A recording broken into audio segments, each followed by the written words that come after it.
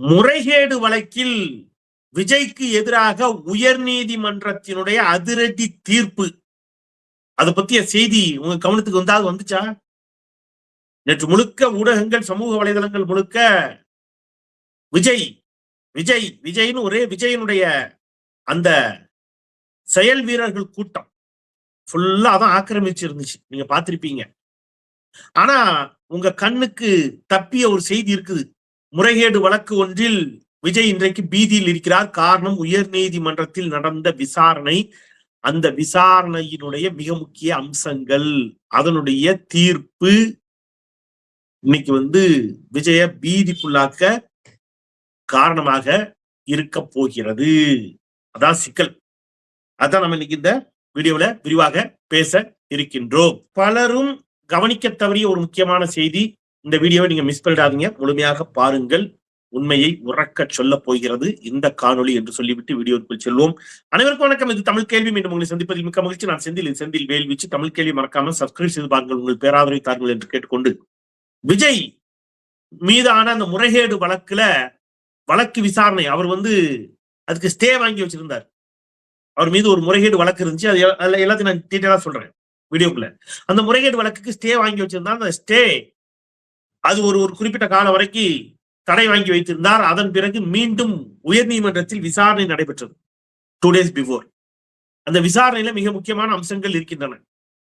இன்னைக்கு அதான் விஜய் பீதியில் இருக்கிறார். அதை என்ன அப்படிங்கிறத சொல்றதுக்கு முன்னாடி நேற்று நடந்த சில காமெடிகள். என்ன காமெடி? செயல் வீரர்கள் கூட்டத்தில் நடந்த காமெடி. யோசிச்சு பாருங்க. இவங்க எல்லாம் ஆட்சிக்கு வந்தாங்கன்னா நாடு என்ன ஆகும்னு கொஞ்சம் யோசிச்சு பாருங்க. ஒரு கட்சி, அந்த கட்சியினுடைய தலைவர் யார்? விஜய். அந்த கட்சியினுடைய பொதுச் செயலாளர் யார்? புஷி ஆனந்த். சரியா? இப்ப ஒரு கற்பனை. நாளைக்கே ஒருவேளை அது நடக்க போறது இல்ல, ஒருவேளை தாவேகா ஜெயிச்சு ஆட்சிக்கு வருதுன்னு வைங்க, விஜய் முதலமைச்சர் ஆகிறாருன்னு வைங்க. ஒரு உதாரணத்துக்கு, நடக்க போறது இல்ல, வாதத்துக்கு விஜய் முதலமைச்சர் ஆகிறாருன்னு வைங்க. புஷி ஆனந்த் தான் என்னச்சுவாரு, விஜய்க்கு அடுத்தபடியான ஒரு பொசிஷன்ல இருப்பார் இல்லையா? யாரு கண்டா துணை முதலமைச்சராக கூட விஜய் ஆக்கலாம். ஏன்னா விஜய் தன்னை நம்பி வரக்கூடிய கூட்டணி கட்சிகளுக்கே ஆட்சியிலும் அதிகாரத்திலும் பங்கு கொடுக்க வேண்டும் என்று எண்ணக்கூடியவர். தன்கூடையே இவ்வளவு நாள் இருந்த புஷி ஆனந்துக்கு துணை முதலமைச்சர் கொடுக்க மாட்டாரா? கண்டிப்பா கொடுப்பாரு. துணை முதலமைச்சர் அப்படின்னு வச்சுக்கிடுங்க, புஷி ஆனந்த். அந்த புஷி சொல்லுது, நானு தமிழ்நாட்டு தலையெழுத்து இனத்தை சொல்றது, 234 தொகுதியிலும் போட்டியிட்டாலும் விஜய் வெற்றி பெறுவார். ஆனா என்ன பண்றது? கவர்மெண்ட் ரூல்ஸ், அம்பேத்கர் எழுதிய சட்டம், அரசியலமைப்பு சட்டம் அப்படிலாம் பேசுறாரு. எங்கப்பா, இன்னுமா அண்ணன் ஆகச்சிறந்த ஒரு கருத்தை சொல்ல வராரு போல இருக்கேன்னு கேட்டா, சட்டம் என்ன சொல்லிக்கிறது? என்ன சொல்லுது? ஒருவர் 4 தொகுதிகளுக்கு மேல் போட்டியிட முடியாது என்று சொல்லிக்கிறதுன்னு அங்க இருந்த பல பேரு அப்படி விசிலடிக்கான். என்னன்னா, எவனுக்குமே அங்க என்னன்னு தெரியாது. நொந்து போய் அங்க ஒருத்தர் உட்கார்ந்து இருப்பாரு. அது யாருன்னு எனக்கு மட்டும்தான் தெரியும். ஐயா செங்கோட்டையன் தலையில கேட்டு உட்கார்ந்துருப்பாரு. ஐயோ, இந்த கூட்டத்துக்குள்ள மாட்டிக்கிட்டோமே, ஐயோ இதையே இவங்களுக்கு தெரியலையே அப்படின்னு. ஒருவர் 2 தொகுதிகளுக்கு மேல் போட்டியிட முடியாது. ஆனா புஷி என்ன சொல்றாப்ல, 4 தொகுதியில மேல போட்டியிட முடியாது. அது கூட உறுதியா சொல்லல புஷி. 3ஓ 4ஓ அப்படிங்கிறாரு. இவர்கள் தான் இந்த தேசத்தை, இந்த நாட்டை ஆள துடிக்கிறார்கள் சொந்தங்களே. அடிப்படை அறிவு அறவிழுக்காடு கூட இல்ல தலைவருக்கு இருந்தால. கட்டி முடிக்கப்பட்ட சுப்பாராயர் மணிமண்டபத்தை கட்டி முடித்தீர்களா என்று கேட்டவர் விஜய். அவ்வளவுதான் அறிவு. இவங்கதான் அந்த நாட்டை ஆள துடிக்கிறாங்க. என்கிட்ட உண்மையிலே ஒரு கல்லூரி பேராசிரியர் பேசி கொண்டிருந்த போது நடந்தது, சீரியஸா நடந்துச்சு. சொன்னேன், அவர் சொன்னாரு, சார் ஒரு மாற்றம் தானே சார், ஒரு சேஞ்ச் தானே சார் அப்படி இப்படின்னு கொஞ்சம் பேசல. கொஞ்சம் அமைதியா கேட்டு சொன்னேன், சார் நான் சொல்றேன், நீங்க கொஞ்சம் கற்பனை பண்ணி பாருங்களேன், அதை அப்படி கற்பனை பண்ணி பாருங்க சார், அதுக்கப்புறம் உங்களுக்கு ஓகேவான்னு சொல்லுங்க சார்னு. சார் நீங்க ஒரு கல்லூரி பேராசிரியர், நாளைக்கே விஜய் முதலமைச்சர் ஆயிட்டாரு, நம்ம 84 புஷி ஆனந்த் தான் உயர்கல்வித்துறை அமைச்சர் அப்படின்னு பட்டான்னு என் வாயை பொத்துனாரு. ஐயோ சார், ஆனா சார் உண்மையில எனக்கு கொஞ்சம் பீதியா தான் சார் இருக்கு, நினைக்கிறதுக்கே பயமாத்தான் இருக்குது. இன்றைக்கு யார் உயர்கல்வித்துறை அமைச்சர்? முனைவர் கோவி செழியன், டாக்டர் பட்டம் பெற்றவர். இன்றைக்கு யார் பள்ளிக்கல்வித்துறை அமைச்சர்? முனைவர் பட்டம் பெற்ற மாண்புமிகு அன்பில் மகேஷ் பொய்யாமொழி. நீங்க நாளைக்கு புஷி ஆனந்த் போய் ஒரு பேச்சுவார்த்தை நடத்தணும். கொஞ்சம் உங்க நிலைமை யோசிச்சு பாருங்க. அவருக்கு ஒருத்தர் எத்தனை தொகுதியில நிக்கிறதுன்னு கூட தெரியல. இப்படித்தான் நேத்தாங்க காமெடி பண்ணிட்டு இருக்கிறாங்க. ஆனா நான் சொன்ன மாதிரி செங்கோட்டையன் ஐயா மட்டும் கொஞ்சம் விவரம். அவர் சொல்றாரு இந்த கூட்டத்தை பத்தி நம்மளை விட அவருக்கு இப்போ உள்ள போயிருக்காருல, பக்கத்துல இருந்து பாக்குறாருல, அவர் பயப்படுறாரு. ஏன்னா விஜய் உள்ள வந்தோடனே விசில வச்சு வீலு வீலு வீலு வீலுன்னு அடிக்கிறானுங்க. விஜய்க்கே முடியல, காது பொத்திக்கிறாரு. இப்ப செங்கோட்டையன் சொல்றாரு, இவங்களை நல்லா தெரிஞ்சுட்டு சொல்றாரு, டேய் தூங்கிட்டு இருங்க, வயசான கிளவி காதுல போய் அடிச்சு விட்டுறாங்கடா, ஓட்டு வராதுடா அப்படிங்கிறாரு. சொல்றாரு தூங்கிட்டு இருப்பாங்க யாராவது பெரியவங்க, விசில் எடுத்து போய் பீ அப்படின்னு தேடுவீங்க, என்ன ஆகும்? பீதியில போய் சேர்ந்துருவாங்க. அப்புறம் சங்கு தான் ஊதணும். நீங்க விசில் ஊதுனக்கா அங்க சங்கு ஊதுற எல்லாமே வந்து போகும் இல்லையா? பஸ் ஸ்டாண்ட்ல போயிட்டு ஏதாவது பஸ் ஸ்டாண்ட்ல இருக்கக்கூடிய பெரியவங்க பக்கத்துல போயிட்டு வீலு வீலு விசில் அடிச்சிடாதீங்க, பதட்டம் ஆயிடுவாங்க. செங்கோட்டையன் தெளிவா இருக்காரு. அப்புறம் கடுப்புல ஓட்டு போட மாட்டாங்க, ஓட்டு வராது. செங்கோட்டையனுக்கு பொறுத்தவரை என்ன சொல்றாரு, ஓட்டு வராது. அவர் ஒருத்தர் தான் அங்க தெளிவா பேசுறாரு, வேற எல்லாம் உளறல். அது உச்சபட்ச உளறல், உச்சகட்ட உளறல் யாருன்னு கேட்டீங்கன்னா நம்ம ஆதவ் அர்ஜுனா. என்ன சொல்றாரு, இந்த ஆதவ்ங்கிற ஒரு பீஸ், ஒரு கேரக்டர் அது இருக்குன்னு எப்படி தெரியும் தெரியுமா எல்லாருக்கும்? எழுச்சி தமிழர் முனைவர், நாடாளுமன்ற மக்களவை உறுப்பினர், விடுதலை சிறுத்தைகள் கட்சியுடைய தலைவர், பெருமரியாதைக்குரிய தோழர் திருமாவளவன் அவர்கள், எழுச்சி தமிழர். அவர் துணை பொதுச் செயலாளராக இவரை கொண்டு வந்து ஆக்கிட்டார். யாருன்னே தெரியாத ஆதவ அர்ஜுனாவை அவர் துணை பொதுச் செயலாளராக ஸ்ட்ரைட்டா, அவ்வளவு பெரிய பொறுப்பு அந்த இயக்கத்தில் அவருக்கு கொடுக்கப்பட்டதனுடைய ஒரே காரணம் என்ன தெரியுமா? எழுச்சி தமிழர் ஒரு தலித் அல்லாத ஒரு சமூகத்திலிருந்து ஒருவர் வருகிறார், தலித் சமூகத்தினுடைய மேன்மைக்காக பேசுகிறார் என்று அவரை நம்பிய ஒரே ஒரு காரணம் அந்த நம்பிக்கை. அந்த நம்பிக்கைக்கு ஒரு பெரும் துரோகத்தை ஆதவ் செஞ்சார். ஸ்ட்ரைட்டா கொண்டு போய் துணை பொதுச் செயலாளராக ஒரு பெரும் பொறுப்பை எழுச்சி தமிழர் நம்பி கொடுத்தார். அவர் மட்டும் கொடுக்கலன்னா இப்படி ஒரு பீஸ் இருக்குன்னு யாருக்கும் தெரியாது. இன்னைக்கு தாவேக்கால சேர்த்திருப்பாங்களா? சேர்க்க மாட்டாங்க. அவர் சொல்றாரு விசிகேல மொத்தமே 20 பேர் தான் இருக்காங்களா, இப்ப எல்லாரும் தாவேக்காக வந்துட்டாங்களாம், மற்ற தொண்டர்கள் எல்லாம் தாவேக்காக வந்துட்டாங்களாம், திருமாவளவன் அண்ணனோடு வெறும் 20 பேர் தான் இருக்காங்களாம். அப்புறம் இன்னைக்கு அதுக்கு விளக்கம் கொடுக்குறாரு, நான் அப்படி சொல்லல, நீங்க அப்படித்தான் சொன்னீங்க, எங்க கிட்ட வீடியோ இருக்கு. என்ன பேச்சு? எழுச்சி தமிழரை கண்ணிய குறைவாக விமர்சிக்கிறார் ஆதவ். இவங்க ஏன் சிபிஐ போனாங்கன்னு எல்லாரும் பதறிட்டு இருந்தோம். நேத்து விவரமா சொல்லிட்டாரு, ஆதவே சொல்லியிருக்காப்ல. என்னன்னு, சிபிஐ அலுவலகத்துக்கு விஜய் விசாரிக்க போனாராம். ஒரு 10 பேர் ஓடி வந்து அவரோட போட்டோ எடுக்கிறாங்களா, செல்ஃபி, சிபிஐ ஆபீஸ்ல, சிபிஐ அலுவலக வாசல்ல. அப்படின்னா சிபிஐ அதிகாரிகள் விஜய்க்கு ஃபேவராக செயல்படுகிறார்கள் என்று ஆதவ அர்ஜுனா சொல்லுகிறாரா? அப்ப சிபிஐ விசாரணை எப்படி நேர்மையாக நடைபெறும் என்ற கேள்வியை நான் வைக்கிறேன். சிபிஐ விசாரணைக்கு போகிற இடத்துல சிபிஐ அலுவலக வாசல்ல அங்கேருந்து ஓடி வந்து, அலுவலகத்துல இருந்து ஒரு 10 பேர் ஓடி வந்து விஜயோடு செல்ஃபி எடுக்கிறார்கள் என்று சொன்னால், விஜய்க்கு ஆதரவான மனநிலையில் இருக்கக்கூடிய சிபிஐ அதிகாரிகளால், சிபிஐ அலுவலர்களால், ஊழியர்களால் எப்படி ஒரு நியாயமான விசாரணையை 41 பேருடைய மரணத்திற்கு பெற்று தர முடியும்? அப்ப விஜய்க்கு ஆதரவா தான் அது போகும். அப்ப விஜய்க்கு ஆதரவா தான் போகுங்கிறதுக்காகத்தான் நீங்க சிபிஐ கேட்டீங்களா? நீதி வெல்லும் என்று சொன்னீர்களா? இந்த கேள்வி வருது இல்ல.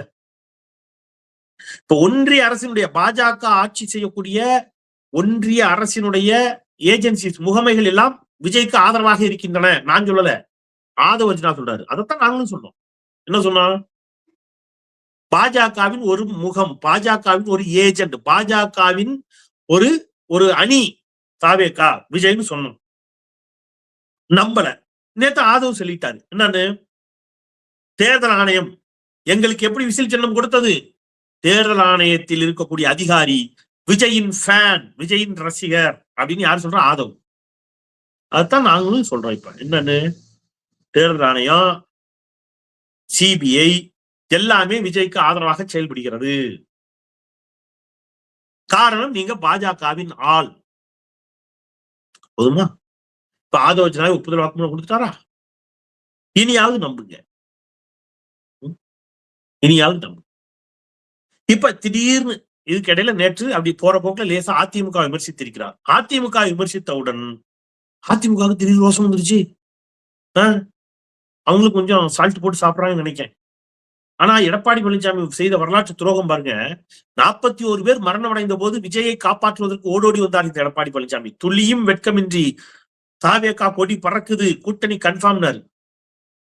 இல்ல பாஜக தான் கூட்டணி அப்படின்னு பாஜக இழுத்து பிடிச்சு அதிமுக தன்னோடு வைத்துக் கொண்டு தாவேகா அதிமுக கூட்டணி இல்லை என்பது முடிவான பிறகு விஜய் அதிமுகவை விமர்சிக்க தொடங்கிய பிறகு, எப்ப அதிமுக தாவேகா கூட்டணி இல்லை என்று முடிவாகி விஜய் அதிமுக விமர்சிக்க தொடங்கிய பிறகு இப்ப சொல்றாரு கரூர் மரணங்களுக்கு விஜயும் பொறுப்பு. ஆனா அன்னைக்கு என்ன சொன்னீங்க? 41 பேர் இறந்து கிடந்த போது ஈவி இரக்கமின்றி இதே எடப்பாடி பழனிசாமி விஜய்க்கு ஆதரவாக தமிழ்நாடு அரசுக்கு எதிராக அன்றைக்கு மிக மோசமான ஒரு அரசியலை கையில் எடுத்தார். விஜய்க்கு ஆதரவாக வந்த ஃபர்ஸ்ட் வாய்ஸ், முதல் ஆதரவு குரல் தமிழ்நாட்டிலிருந்து வந்தது என்று சொன்னால் அதிகாரப்பூர்வ எதிர்கட்சி தலைவராக இருந்த எடப்பாடி பழனிசாமியினுடையது. இன்னைக்கு திடீர்னு வந்து நீங்க எதிர்க்கிறீங்க, மக்கள் எப்படி நம்புவாங்க? சார், இப்ப ஊழலை பற்றி நிறைவா விஷயத்துக்கு வந்துடுறேன். ஊழலை பற்றி பேசுகிறார். ஊழல் இல்லாத, ஊழல் கரைபடியாத ஒரு அரசை நான் தருவேன்னு விஜய் பேசுகிறார். இங்கதான் இந்த முறைகேடு வழக்கு வருது, ரொம்ப முக்கியமானது. மட்டும் நான் சொல்லிட்டு நிறைவு செஞ்சிடறேன். விஜய் வந்து உச்சத்தில் இருந்த போது வந்தாருன்னா இவங்க சொல்றாங்கல்ல 200 கோடி 300 கோடி வருஷத்துக்கு 1000 கோடின்னு. ஆனா இவங்க எவ்வளவு கணக்கு காட்டியிருக்காங்க, நல்லா கேட்டுங்க. 2015 2016 நிதியாண்டிற்கான வருமான வரி கணக்கை நடிகர் விஜய் தாக்கல் செய்த போது அந்த ஆண்டிற்கான வருமானமாக ஒரு வருஷம் முழுக்க சேர்த்து 35 கோடியே 42,91,890 ரூபாய் பெற்றதாக குறிப்பிட்டிருக்கார். நீங்க ரவுண்டா வச்சுக்கிட்டுங்களேன், 35 கோடி ரூபான்னு புரியுற மாதிரி வச்சுக்கங்க. 35 கோடி ரூபா தான் ஒரு வருஷத்துக்கு. ஆனா இவங்க என்ன சொல்றாங்க எல்லாரும்? 1000 கோடி 2000 கோடி 5000 கோடி 3000 கோடி உச்சத்தில் இருந்தார், மிச்சத்தில் இருந்தார், எச்சத்தில் இருந்தார், கச்சத்தில் இருந்தார் இதா சொல்றாங்க.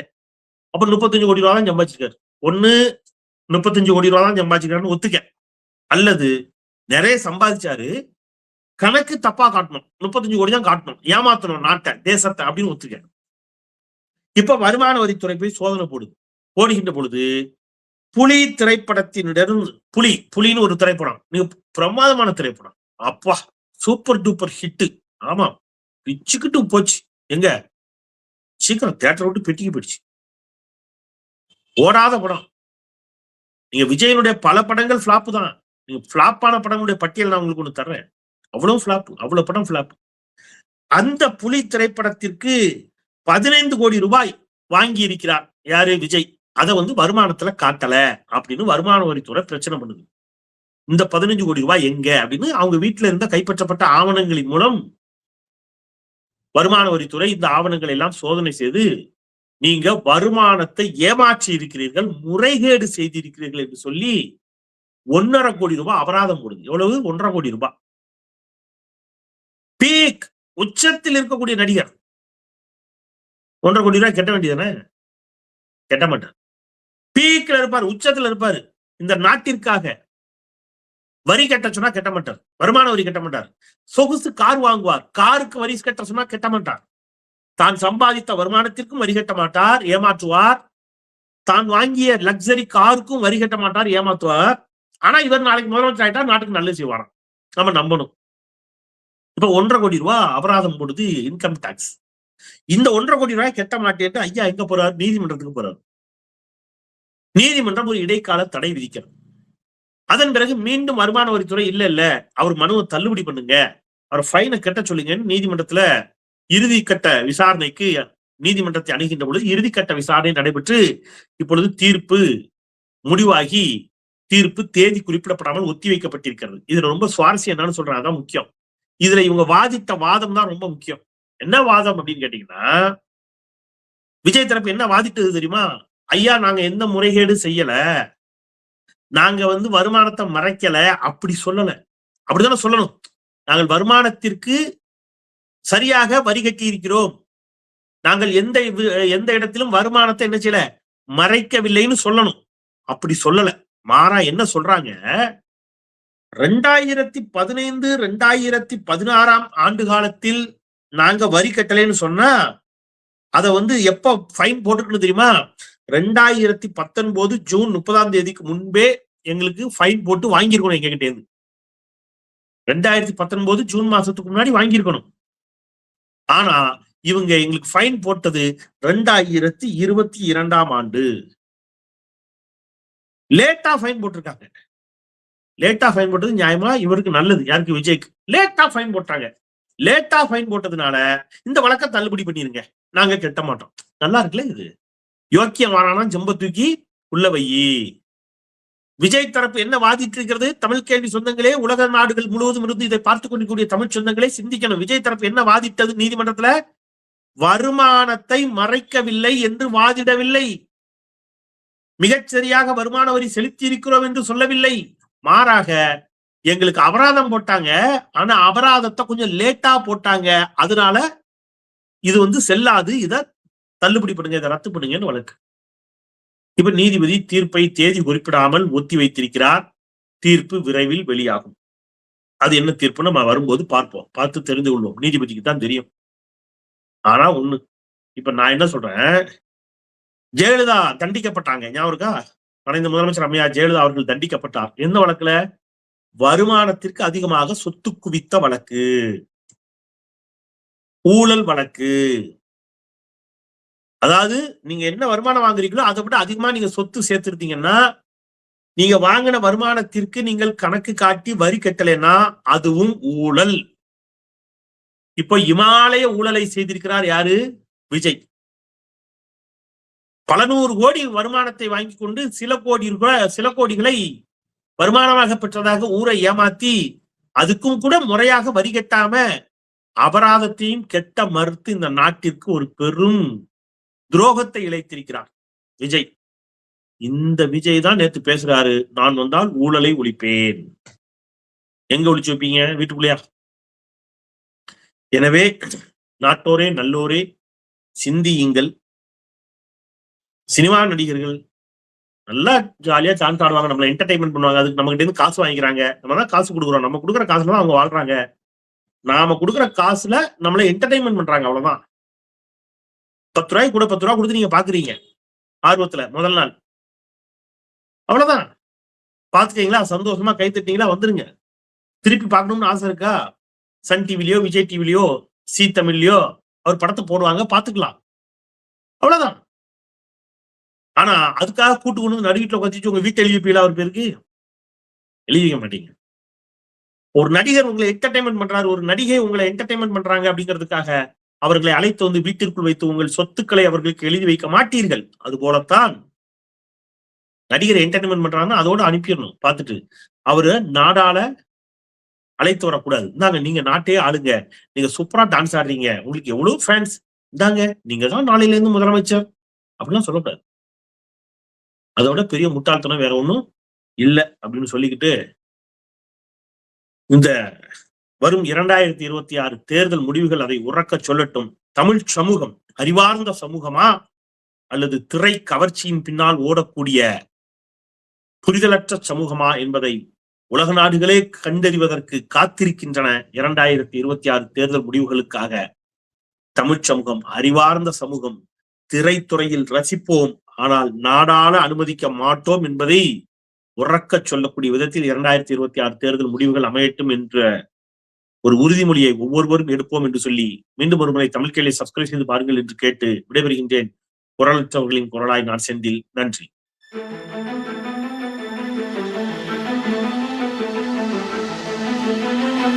Thank you.